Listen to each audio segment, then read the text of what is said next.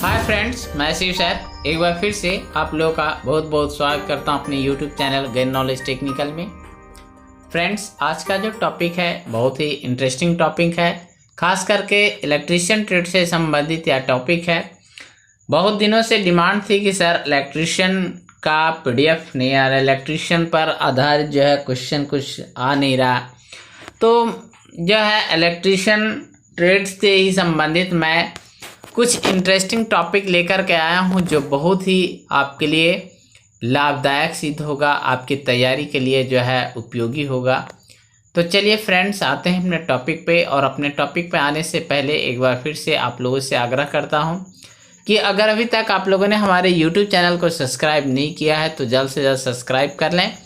और सब्सक्राइब करते समय आपको ध्यान देना है कि सब्सक्राइब के बगल में जो बेल आइकन का बटन होता है उसको प्रेस कर लीजिए और नोटिफिकेशन को ऑल कर लीजिए, ताकि जो भी वीडियो मैं डालूँ वो आप तक सबसे पहले पहुँचे और इसका आपको लाभ मिल सके। तो चलिए बिना समय गवाए अपने टॉपिक पे आते हैं। हमारा जो टॉपिक है इलेक्ट्रीशियन से संबंधित है, जिसमें से आज मैं आपको ग्राफिकल संकेत या चिन्ह, जिसको ग्राफिकल सिंबल्स और साइंस कहते हैं, उसके बारे में बताऊंगा कि कितने तरह के जो है ग्राफिकल साइन और सिंबल का यूज होता है। तो चलिए फ्रेंड्स, एक एक करके देखते हैं, आगे बढ़ते हैं। जैसा कि आप स्क्रीन पर देख पा रहे हैं, देखिए यह हमारा ग्राफिकल सिंबल और साइन है। विभिन्न प्रकार के ग्राफिकल चिन्ह जो है ये नीचे दिए गए हैं। जैसे लैंप के लिए आपका 1 नंबर में लैंप का है, 2nd नंबर में सिंगल वे स्विच का है, 3rd नंबर में 2 वे स्विच का है, 4th नंबर में जो है धनात्मक ध्रुवता कहते हैं, 5 नंबर में आपका ऋणात्मक ध्रुवता का है, और 6 नंबर में आपका अर्थ, जिसको हम अर्थिंग कहते हैं, उसका साइन है। देख रहे हैं कि किस तरह से साइन बनाया गया है। उसके बाद जो है ICDP मेन स्विच का, इसका जो है आपका सिंबल इस तरह का आता है। दूसरा है ICTP मेन स्विच, इसका सिंबल इस तरह का रहता है। उसके बाद स्थिर प्रतिरोधक, इसका सिंबल जैसा कि आप स्क्रीन पर देख रहे हैं इस प्रकार से रहता है। उसके बाद जो है आपका रियोस्टेट, जो वेरिएबल रेसिस्टेंस का रहता है, उसका सिंबल इस प्रकार का होता है। उसके बाद जो है आपका स्टैटिक रेसिस्टेंस, इसका जो है इस तरह का रहता है। रियोस्टेट वेरिएबल प्रतिरोध का यहाँ दिया हुआ है। फिर स्थिर कैपेसिटर का आपका सिंबल है, वेरिएबल कैपेसिटर का इस तरह का सिंबल होता है। उसके बाद आपका आता है इंटरमीडिएट स्विच, जिसका सिंबल इस प्रकार रहता है। उसके बाद कॉइल है, कॉइल का देखिए इसका सिंबल इस प्रकार का है। उसके बाद अल्टरनेटर के लिए देखिए इसका सिंबल इस प्रकार का यूज किया जाता है। उसके बाद ऑटो ट्रांसफार्मर आता है, ऑटो ट्रांसफार्मर का जो ये सिंबल है ये इस प्रकार से है। उसके बाद ट्रांसफार्मर का है, तो ट्रांसफार्मर का आप जैसा कि देख रहे हैं इस प्रकार का सिंबल। उसके बाद चॉक है, चॉक का इस प्रकार का सिंबल है। उसके बाद हमारा फ्यूज है, फ्यूज का सिंबल इस प्रकार का है। उसके बाद न्यूट्रल लिंक का सिंबल इस प्रकार का है। उसके बाद जनरेटर DC, इसका सिंबल देखिए इस प्रकार का है। उसके बाद पंखे का रेगुलेटर, उसको हम इस तरह से इंडिकेट करते हैं। उसके बाद बैटरी हमारा इस तरह से इंडिकेट किया हो रहता है। सेल का, अब देखिए सेल और बैटरी में अंतर है, इसलिए दोनों का सिंबल अलग अलग है। 24 में देखिए सेल का इस तरह से इसको इंडिकेट किया गया है। फ्रेंड्स, ये देख रहे हैं कि ये आपका सिंबल है कि जो भी आपका इलेक्ट्रीशियन का जो भी पैनल या स्विच, जो भी अल्टरनेटर, ट्रांसफार्मर, चॉक, पंखे का रेगुलेटर, सेल, बैटरी, जो भी यूज होता है उसके लिए अलग अलग साइन होते हैं, अलग अलग सिंबल बने होते हैं। अब आगे बढ़ते हैं फ्रेंड्स, अगला देखते हैं। आगे है हमारा BIS के आधार पर विद्युतीय वायरिंग संबंधित चिन्ह, अर्थात electric wiring related symbols according to BIS।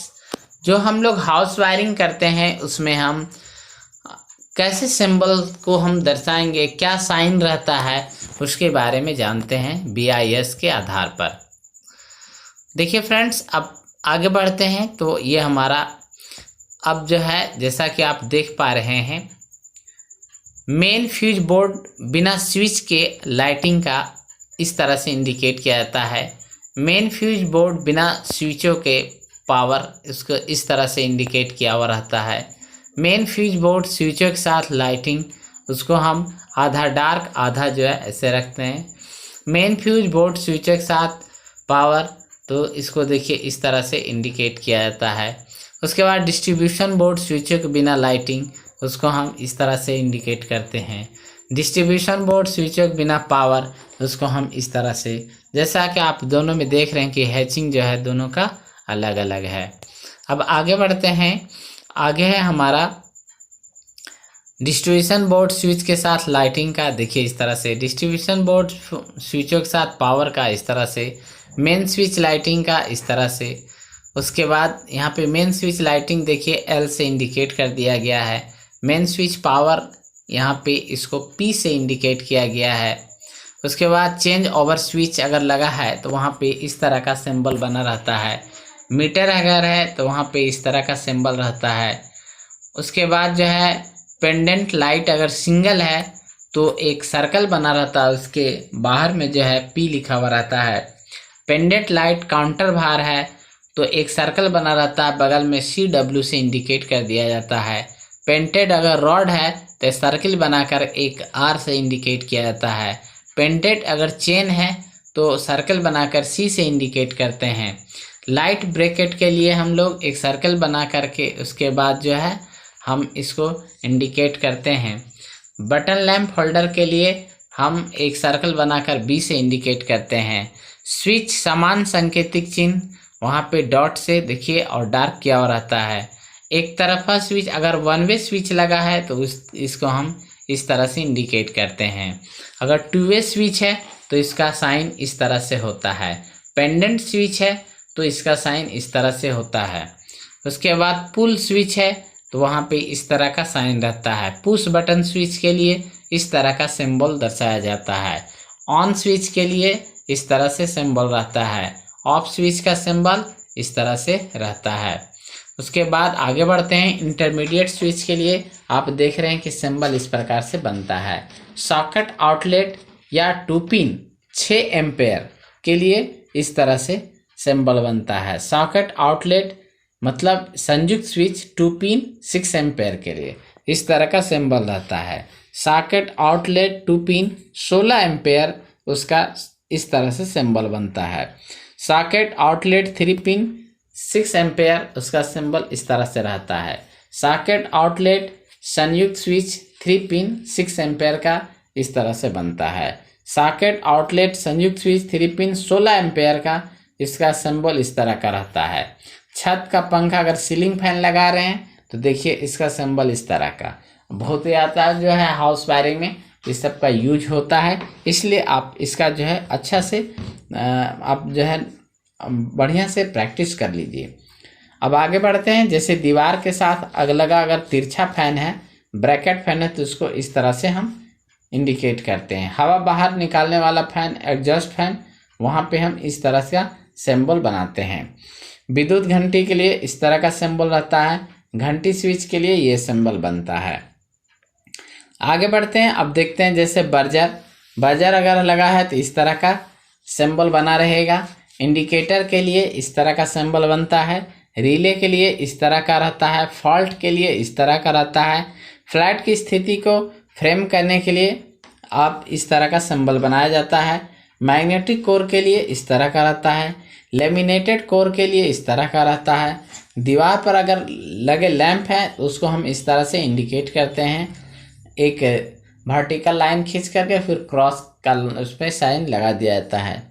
उसके बाद छत पर लगे लैंप के लिए एक रूफ ऊपर मतलब हम एक हॉरिजॉन्टल लाइन खींच करके और उसके बाद जो है क्रॉस का निशान लगा देते हैं। आपातकालीन लैंप अगर है तो वहाँ पे हम इस तरह से इंडिकेट करते हैं।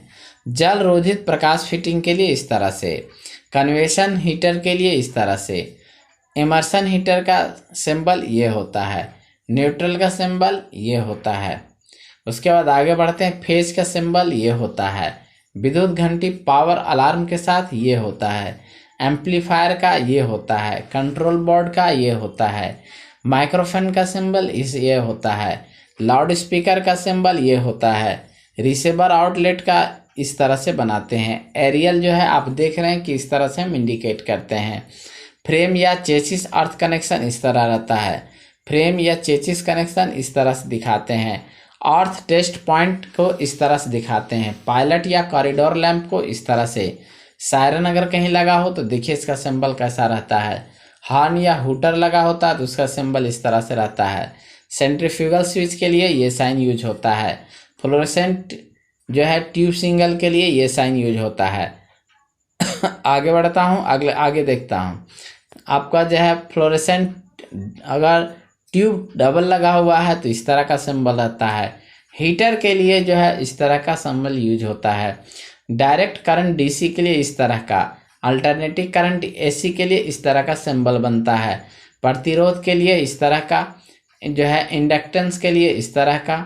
उसके बाद इम्पीडेंस के लिए इस तरह का। वाइंडिंग सामान्य के लिए ये देखिए, वाइंडिंग जो सामान्य होता है देखिए किस तरह से दिखाया गया है। सीरीज वाइंडिंग के लिए देखिए ये सिंबल होता है और शंट वाइंडिंग के लिए ये सिंबल होता है।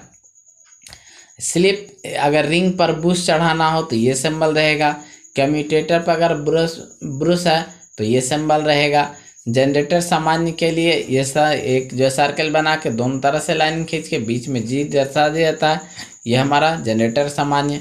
मोटर सामान्य के लिए इस तरह का सिंबल बनता है। डीसी जनरेटर सामान्य के लिए ये है। डीसी मोटर सामान्य के लिए ये है। उसके बाद एसी जनरेटर सामान्य के लिए ये है। एसी मोटर सामान्य के लिए इस प्रकार का सिंबल होता है। उसके बाद 3 फेज स्क्वायरल फेज प्रेरण मोटर के लिए इस तरह का सिंबल यूज होता है। उसके बाद 3 फेज स्लिप रिंग प्रेरण मोटर के लिए इस तरह का सिंबल यूज होता है।